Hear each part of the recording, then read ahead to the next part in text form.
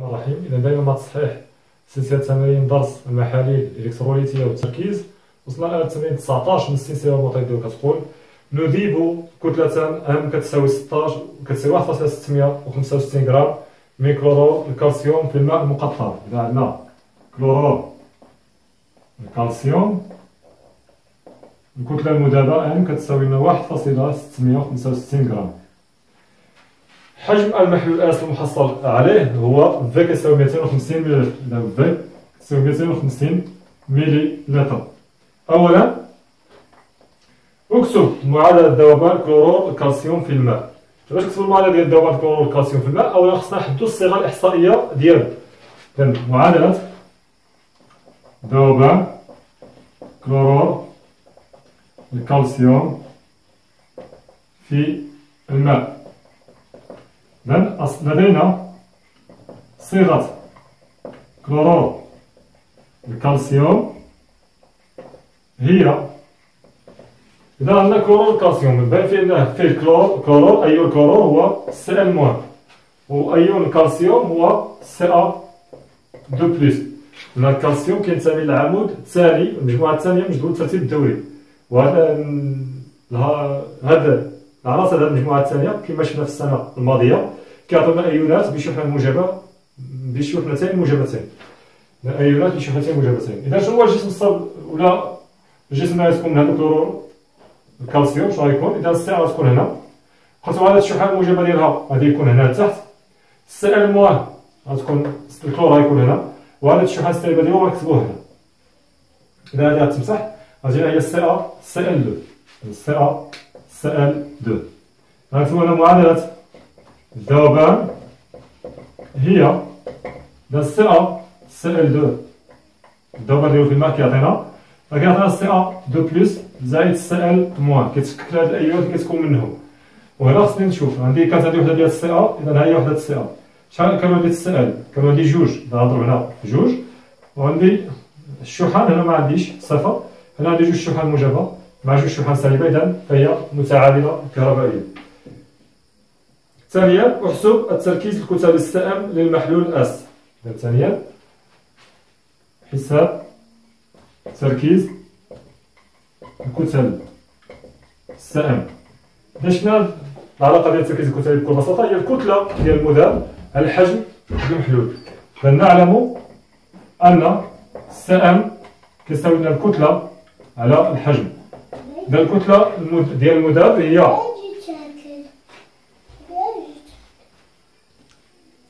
قلت بأن التركيز الكتلي هو الكتلة على الحجم. إذا الكتلة اللي ذوبها هي 1.665 على الحجم المحلول هو 250 ملل، يعني 250 10 ناقص 3.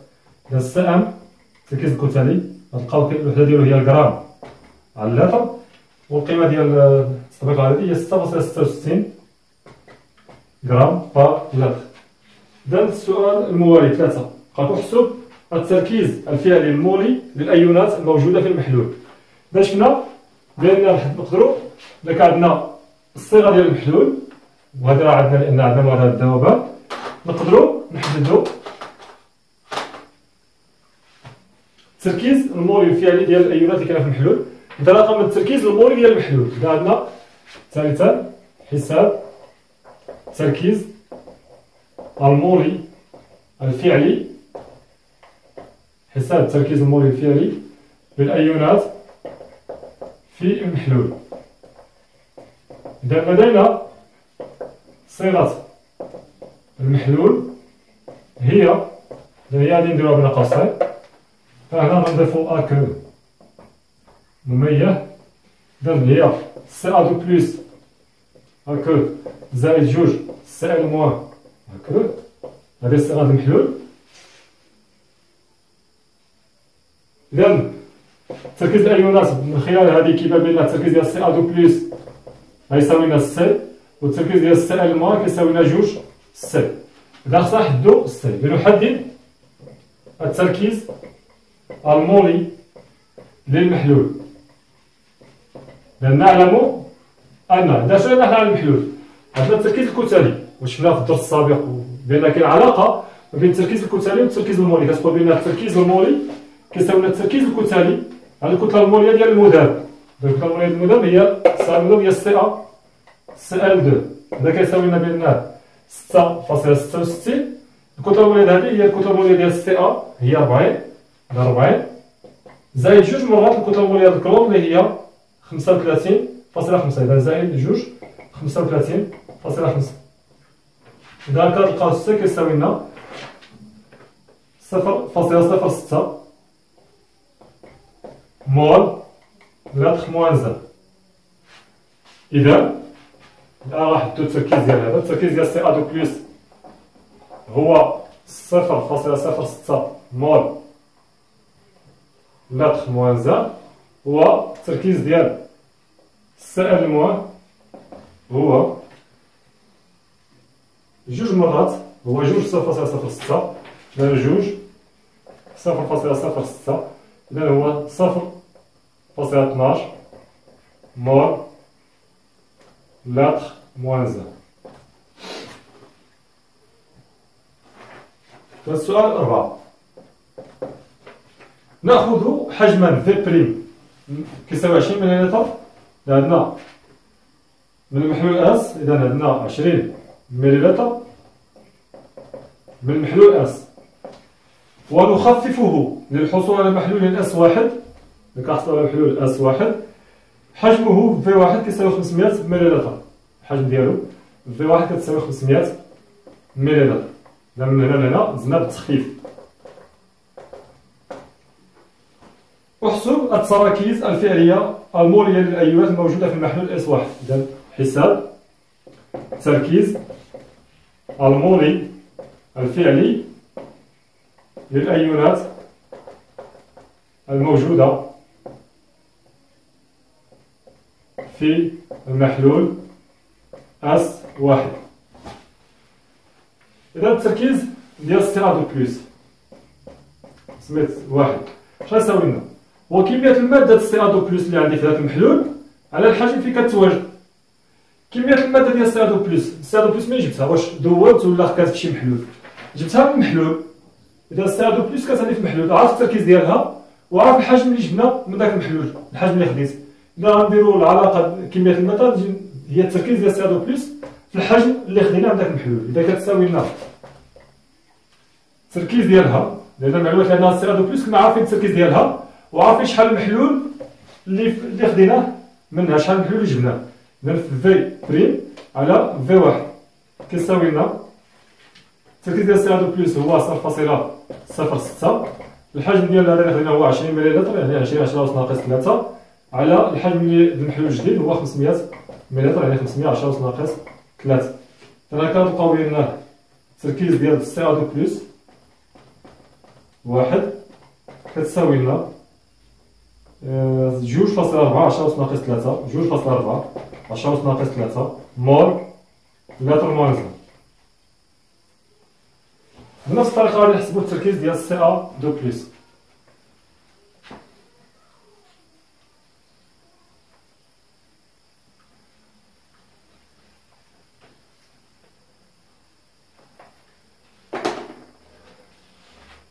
التركيز ديال سي ال موان الآن بنفس الطريقة هو كمية المادة سي ال موان اللي عندنا في المحلول على الحجم فين كتواجد اللي هو في واحد. إذا حنا سي ال موان كنا عارفين التركيز ديالها وعارفين شحال الحجم اللي خدينا منها. إذا هو التركيز ديال سي ال موان، كمية المادة هي تركيز سي ال موان الحجم اللي خديناه على في واحد. إذا كتساوي لنا تركيز سي ال موان هي 0.12 في 20 مليلتر 20 10 أس ناقص 3 على 500 10 أس ناقص 3. التركيز ديال سي ال موان في المحلول المخفف هو 2.8 ولا 4.8 هي 4.8 10 أس ناقص 3 مول لتر موان زان.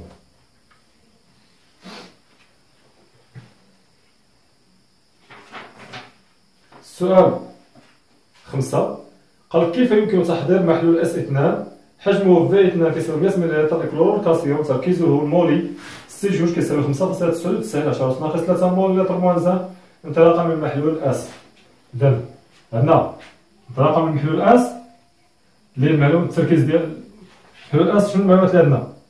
محلول اس الحجم ديالو كان عندنا هو 250 مليلتر، والتركيز المولي كنا حسبناه هو 0. عندو سي كيساوي 0.06 مول لتر موازن. غنبغي نحضرو محلول اس واحد، الحجم ديالو اللي باغيينو يكون اللي باغي نحضروه هو في جوج كيساوي 100 مليلتر، والتركيز ديالو سي جوج كيساوي لنا 5.99 10 أس ناقص 3. دا هنا غادي نشوف غنطلب من واحد المحلول وغادي نحضر محلول اخر، غنشوف واش تركيز المحلول الجديد كبر ولا صغر من المحلول تركيز المحلول الاصلي. اذا تركيز المحلول الجديد هو 5.99 10 أس ناقص 3 مول لتر موازن، وهذا 0.06. اذا غادي نحولوها على 0.0 شي حاجه باش تبان. هذه هي 0.00599.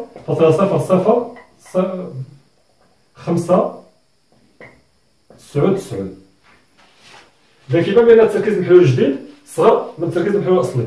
اذا العمليه اللي نقدروا نديروها هي عمليه تخفيف. اذا دايره تخفيف لتحضير المحلول S2 نخفف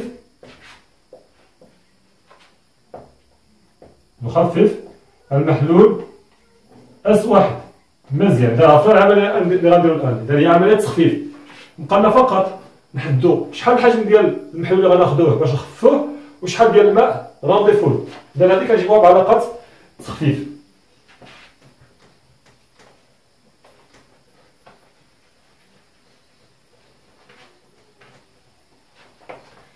إذا لنحدد